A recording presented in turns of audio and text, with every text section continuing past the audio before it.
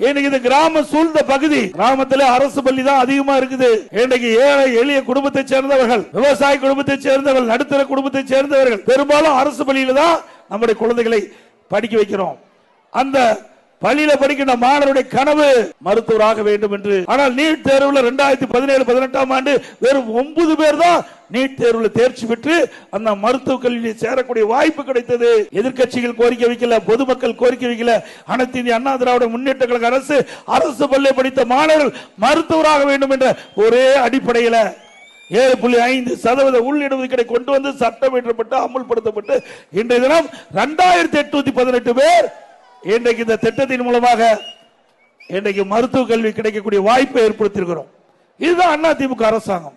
பொன்மனச்செம்மல் புரட்சி தலைவர் எம்ஜிஆர், இதே புரட்சி தலைவி அம்மா அவள் கண்ட கனவை அனைத்து இந்திய அண்ணா திராவிட முன்னேற்ற கழக அரசு செயல்படுத்தி காட்டியது என்பதை இந்த நேரத்தில் தெரிவிக்க விரும்புகின்றேன்.